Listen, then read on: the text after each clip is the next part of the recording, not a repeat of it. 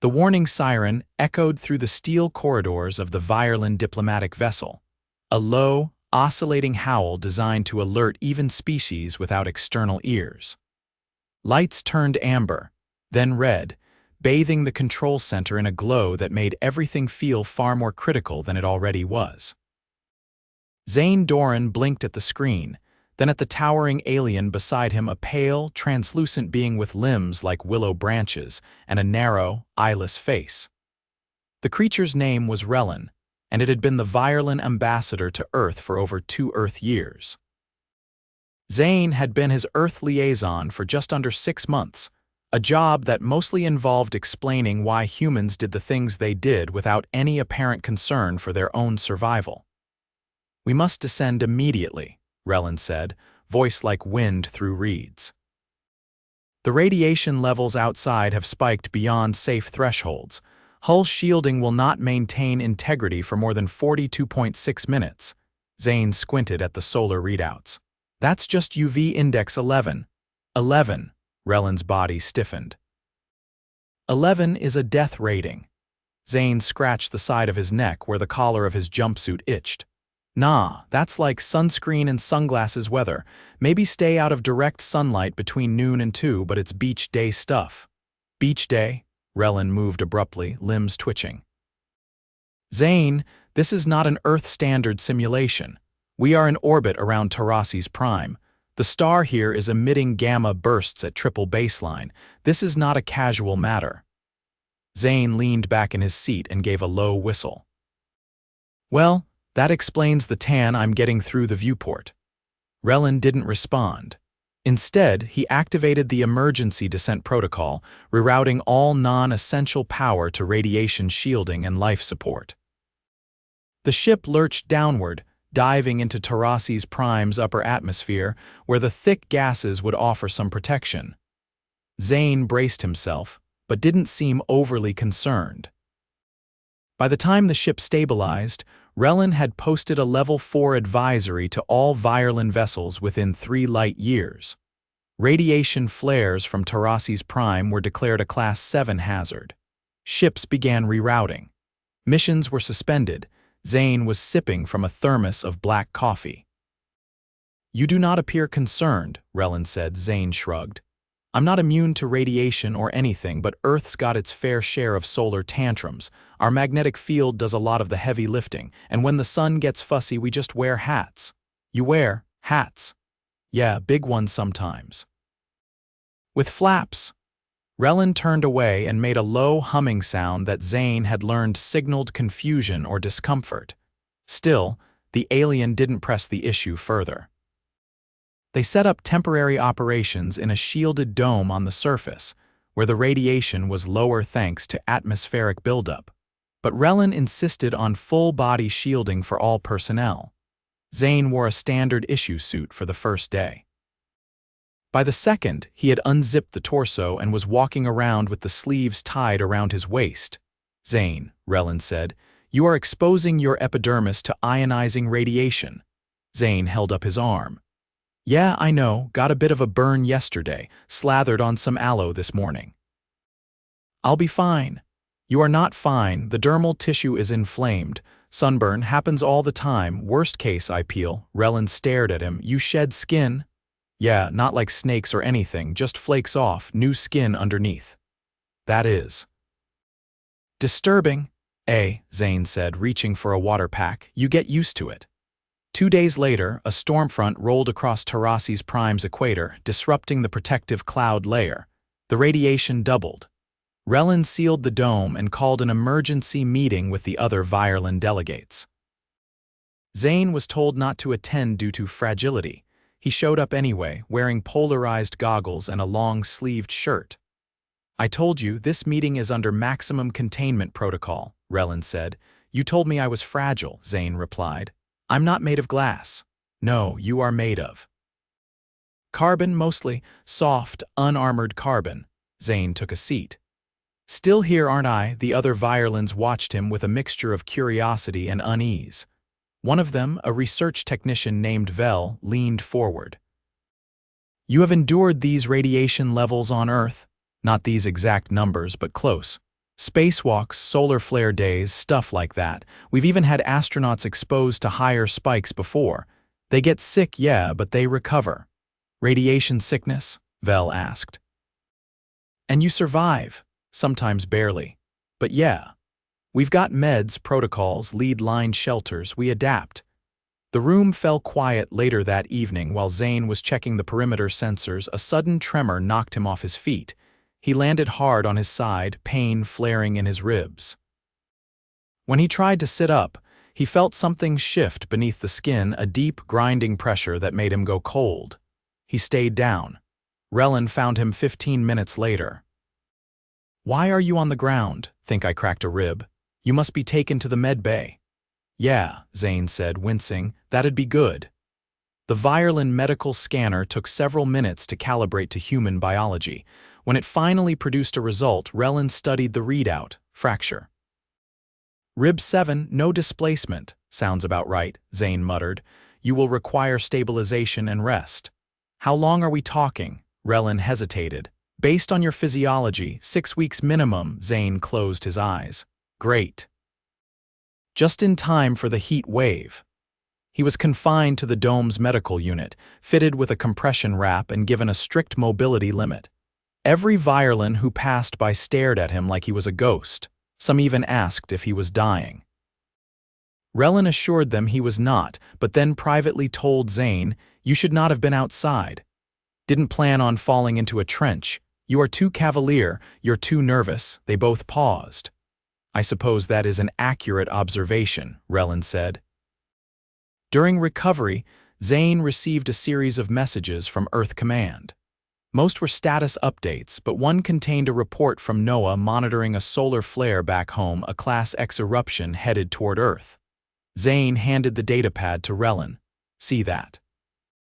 "That's what we call a bad day." Virellan studied the figures. "Levels exceed those on Tarasis Prime. Yep, and people will still go outside. Why? Because we have stuff to do. Life doesn't stop because the sun throws a tantrum." Virellan lowered the datapad. "You are a deeply unsettling species," Zane smiled faintly. "We get that a lot." 2 weeks later, Zane was stable enough to walk short distances. The dome had held through the worst of the radiation spikes, but the Virellan command had decided to evacuate. Tarasis Prime was declared uninhabitable for future missions. Zane packed slowly, careful not to twist his torso. As he folded his gear, Virellan entered his quarters. "You will return to Earth?" "Yeah, docs want me back for follow-up scans." "Make sure nothing's glowing that shouldn't be." "Will you be safe there?" "Safe's relative, but yeah, safer than here." Virellan hesitated. "Zane, when I told you the radiation was severe and you said it was a normal sunny day," Zane chuckled, "I wasn't kidding. I know." "That is what unsettles me most." The ship lifted off 3 hours later, arching back into orbit under a pale blue sky. As the sun flared again behind them, Zane glanced at the readouts, shook his head, and muttered, "Sun's always showing off." Virellan didn't respond. He simply stared out the viewport, watching the radiation swirl through the clouds like fire behind silk, and wondered how a species like humanity had managed to survive a planet so casually hostile to life. The shuttle docked with the orbital transfer station just after local dusk, the outer hull still warm from atmospheric friction. Zane stepped off last, favoring his side as he adjusted the strap of his duffel.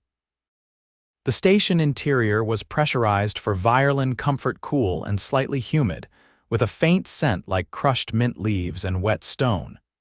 He squinted against the diffused green lighting overhead. Virellan trailed a step behind, arms folded in a posture Zane had come to recognize as contemplative restraint. They passed a cluster of engineers with multi-jointed limbs and elaborate cranial ridges, who gave Zane a wide berth. "You're limping," Virellan said without looking at him. "Every stare on this station is a personal insult," Zane muttered. "You did not report additional injury." "It's the same rib. Just annoyed I made it mad again." They reached the central lift. It hummed faintly as it lowered, surrounded by a translucent shaft that exposed the stars beyond. Zane leaned against the railing, his breath short. Earth Command's medical vessel will rendezvous in 4 days, Virellan said. Until then, the station's infirmary has been briefed, Zane nodded. Hope they've got real chairs. They have floating slabs calibrated for spinal neutrality. That's not a real chair, Virellan. The infirmary was 3 decks down, staffed by a single Virellan medic named Aloth, who was tall even by their standards, with pale skin that shimmered faintly under the lights. He didn't speak right away, just scanned Zane with a handheld device and clicked his mandibles once in disapproval. "You are overexerted," Aloth said. "Fracture site shows microfissure expansion." Zane sat awkwardly on the floating slab, which adjusted under him in a way that made his hip joints feel politely interrogated. "I tripped on a floor panel." "Your architecture hates knees." Aloth applied a cold compress made of some gel that smelled like seaweed and ozone. "You need osseous reinforcement. Not unless you've got titanium pins that don't trigger airport alarms." "We do not use metal," Aloth replied. "We use bioresonant latticework." "Temporary, dissolves without residue." "That sounds made up."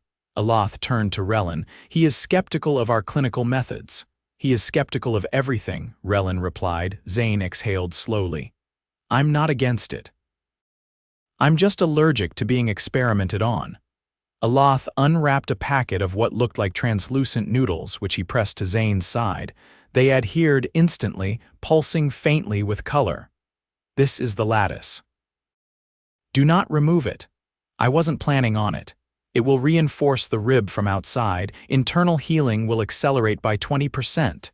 Virellan tilted his head. "Why not apply it earlier?" "He refused to enter the medical unit," Aloth said. "I didn't refuse," Zane muttered.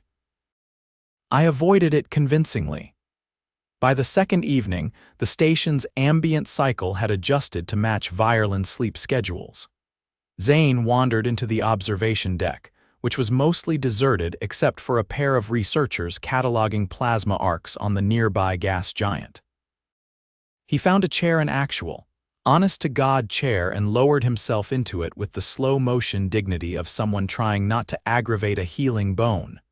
Virellan entered a few minutes later, carrying a thermal capsule. "You skipped the nutrient cycle again. Wasn't hungry. You need caloric intake for cellular repair. Now you sound like my aunt. She used to sneak protein powder into my milkshakes." Virellan handed him the capsule. "This contains 406 kilocalories."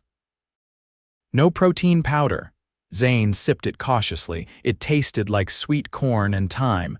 "Okay, this isn't awful. No, it is formulated for palatability." They watched the starfield in silence for a while. Somewhere beyond, Tarasis Prime still burned, its solar flares stretching like fire lashes across the black. "You think your species is reckless?" Virellan asked, "or simply unaware of its own limitations?" Zane stared out the viewport. "We know we're fragile, that's the thing.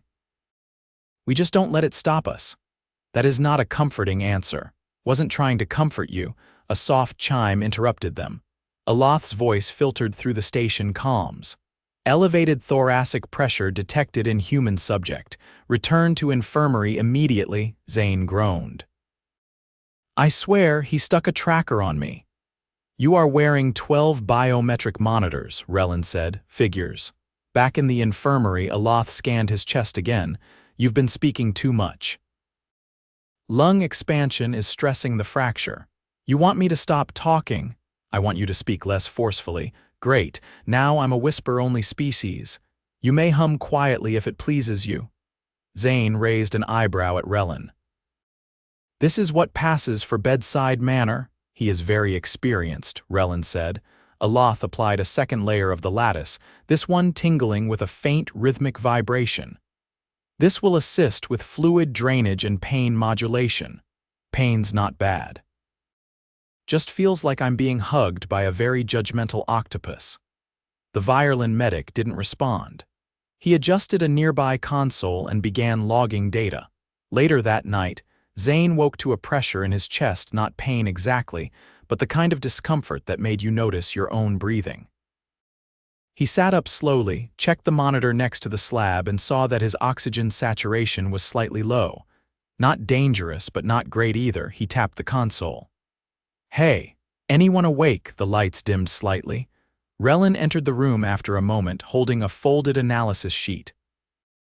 "You called. Didn't mean to wake you." "I do not require sleep the way you do." Zane rubbed his sternum. "I think the lattice is pressing against my diaphragm." Virellan peered at the monitor. "You are correct." "I will adjust placement." He moved carefully, lifting the edge of the gel layer and repositioning it by less than a centimeter. The relief was immediate. "That's better," Zane said. "Thanks. You should have alerted us sooner." "I thought it would pass." Virellan looked at him.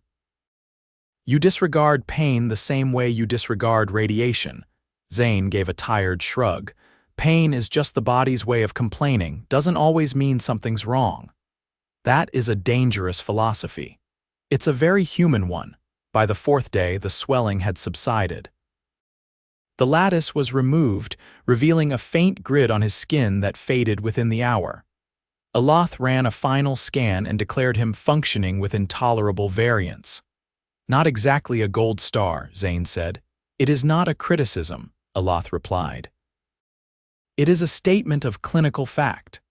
The transfer ship from Earth arrived just after midday, its hull gleaming against the station's docking ring.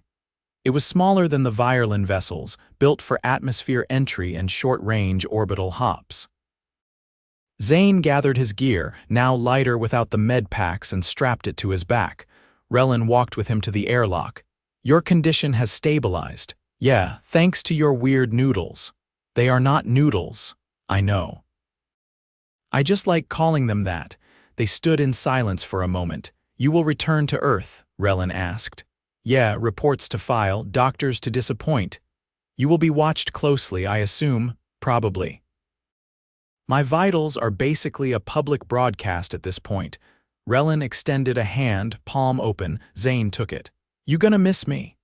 "I will miss monitoring your constant disregard for safety." "That's the nicest thing anyone said to me all week." The airlock cycled open. Zane turned to go, then paused. "You know," he said, "you guys spend a lot of time avoiding risk. Risk is inherently detrimental to survival." "Sure, but sometimes surviving isn't the only thing worth doing." Virellan tilted his head. "You say that as though you believe it." "I do." And then he stepped through the hatch, leaving behind the mint-scented air and glowing corridors, and boarding a ship bound for a world where the sun burned harder, the storms hit louder, and people still built sandcastles during solar flares. Zane woke up to the unmistakable sound of something dripping. Not a fast drip, slow, deliberate, with just enough time between each plink to be irritating. He opened one eye. The medical vessel's ceiling lights had shifted to a soft pink hue, signaling morning, or at least their version of it. He sat up gingerly. The rib twinged but held. The gel lattice had left behind a faint rectangular outline, now faded to a pale blush across his side. He pressed the edge of the cot and swung his legs down, bare feet brushing the warm floor. The drip was coming from a hydro recycler in the corner. He walked over, adjusted the valve, and wiped his hand on his shirt. "You're awake earlier than recommended," said a voice behind him. Zane turned to find a Lorathi technician in the doorway, short, with 3 sets of eyes and a posture that suggested permanent skepticism. She blinked, top to bottom, then walked in holding a diagnostic tablet with a small antenna sticking out of the top. "Couldn't sleep," Zane said. "Dreamt I was trying to walk through a revolving door made of bees." "That is not a recognized symptom of thoracic trauma. Pretty sure it's more of a side effect of the nutrient shakes." She set the tablet on a nearby tray and gestured for him to sit. "Your vitals are within safe margins, but your metabolic readings are inconsistent. Have you consumed anything since your intake log ended last night?" "Just water." "Water is not calorically sufficient. If you're selling breakfast, I'll take it." The Lorathi tapped the tablet. A moment later, a drawer slid open from the wall, revealing a sealed packet with a label in 4 languages. Zane opened it and sniffed. "Smells like pumpkin." "It is not. It is derived from fermented root fungi, nutrient-dense. Zane took a bite. Tastes not terrible, acceptable. You may finish it. As he ate, she ran a hand scanner over his chest. It beeped twice. Rib has stabilized, cartilage inflammation reduced, lung capacity with an acceptable variance. That's a poetic way of saying I can breathe again. You may resume light activity. No lifting, no twisting, no running.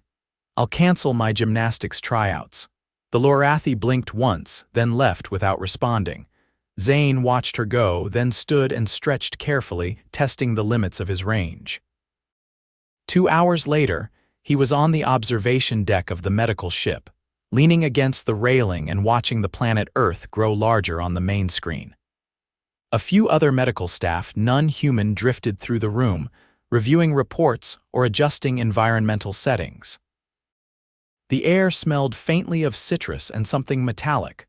A tall figure approached 4 legs, 2 arms, and a spiraled neck. The being's skin was a deep matte blue, patterned with pale ridges. Zane recognized him from the manifest, Dr. Hernal, a Zelvani biophysicist assigned to Earth-adapted species studies. You are Zane Dorran, Hernal said. His mouth didn't move like most Zelvani. His speech was produced through an external translator clipped to his chest. Last I checked, Zane replied. I have reviewed your radiation tolerance logs. Your exposure during the Tarasis Prime mission exceeded standard Virellan endurance thresholds by a factor of 7.9. Zane ran a hand through his hair. Yeah, I got a little crispy. Your dermal regeneration rate is anomalous, sunburn heals. We've got layers. Your epithelial resilience exceeds projection models, even factoring for melanin variability. Earth's got a lot of sun, we adapt. Hernal tilted his head. You willingly expose yourselves to ultraviolet radiation for recreation. Beaches exist. This behavior is biologically irrational. We also jump into frozen lakes for fun. Hernal stared at him for a moment. You are not an optimal species. But you are unusually persistent. Appreciate that, I think. May I scan you? Zane held out his arm. Go for it. Hernal's handheld scanner emitted a soft tone as it passed over Zane's forearm, then his neck. Your vitamin D synthesis shows elevated efficiency. Do your people supplement? Sometimes. We also just walk outside. Do you possess internal shielding mechanisms? Zane laughed. Unless sarcasm counts, no. Hernal made a low vibration sound that might have been amusement. You are peculiar. Flattery will get you everywhere. The scanner beeped. Hernal checked the results. Your bone density remains above the average for Earth-adapted bipeds, despite a recent fracture. Lucky me. You are not lucky. You are metabolically accelerated under stress. That is rare. Zane leaned on the rail. We've had to evolve around a lot of natural disasters. Volcanoes, earthquakes, giant lizards. Lizards. Long story. Hernal lowered the scanner. You should not have survived prolonged exposure to the flares on Tarasis Prime. The fact that you did with minor injury is of interest. I didn't feel minor at the time, nonetheless. Your species warrants further study. Sounds like I just signed up for another round of poking. You will be compensated. Will the compensation include breakfast that doesn't taste like compost? No. Figures. That afternoon, Zane was cleared for shuttle transfer to the surface. Earth's orbital weather was clear, with minimal solar activity. He suited up standard atmospheric gear, nothing too heavy, and boarded the small re-entry craft with a pilot from the Sithari delegation, who looked vaguely like a walking jellyfish in a harness. Seat harness secure, the pilot asked through a filtered translator. Snug as a bug, Zane said. I do not know what that means. It means yes. The descent was smooth. Earth's blue curve filled the viewport, clouds trailing across the Pacific like streaks of milk. As they hit the first layer of atmosphere, turbulence jostled the craft. Zane winced as the pressure nudged his ribs. Acceleration within normal G thresholds, the pilot said. Tell that to my skeleton. Your skeletal structure is unusually pliable for a biped. We're not meant to fly. We just do it anyway. The shuttle touched down at a coastal facility near the equator, part of Earth's Joint Operations Center used for planetary health and off-world reintegration. Zane stepped off the ramp and inhaled deeply. The air was damp, warm, heavy with salt and palm pollen. A human medic approached, tablet in hand. "Zane Dorran, that's me. Vitals stable, more or less. You're cleared for re-entry protocols. You'll be monitored through the end of the week. Any chance I get a real bed, depends on how you define real. I'll lower my standards." The medic smiled and gestured him toward a set of glass-paneled buildings nestled among tall grasses. As they walked, a group of Zelvani researchers passed in the opposite direction, whispering in their native throat clicks. Zane glanced back. "They always stare like that. You're a documented anomaly now. Great. I've become homework." Inside, the reintegration center was quiet. He was assigned a room with a view of the ocean, stocked with basic amenities and a small fridge. A few hours later, Virellan called through secure comms. His translucent image flickered onto the screen set against the backdrop of a Virellan ship's interior. "You have returned intact. Mostly. I've been demoted to mildly interesting biological event. You are being studied, just poked and scanned. Nothing new, you appear unchanged." "Well, I might finally develop a healthy fear of stairs." Virellan paused. "Our command council reviewed your reports. They are reconsidering some of our classifications." "Like what?" "Human exposure thresholds, your capacity for recovery, your species' psychological framing of risk. Let me guess, we're now categorized as recklessly survivable. Something similar." Zane leaned back. "We're not trying to impress anyone, we just don't quit easily." "That is evident." They sat in silence for a moment, distant waves crashing just beyond the glass. "Thanks for watching my back up there," Zane said. "You made it difficult," Virellan replied. "But it was instructive," Zane laughed softly. "That's the nicest thing anyone's said to me all day." Virellan blinked slowly. "Then I suspect your day has not been particularly pleasant." "No, but it's good to be home." The screen faded to black. Zane stood, stretched carefully, and walked out onto the balcony. The sun was low over the water, casting everything in gold. He squinted at the light, then reached into his pocket and pulled out a pair of sunglasses. The radiation index was posted on a nearby screen. UV level 9 limit exposure to under 30 minutes. He stepped onto the deck, leaned on the railing, and let the light hit his face. "Sunny day," he muttered. "Perfect."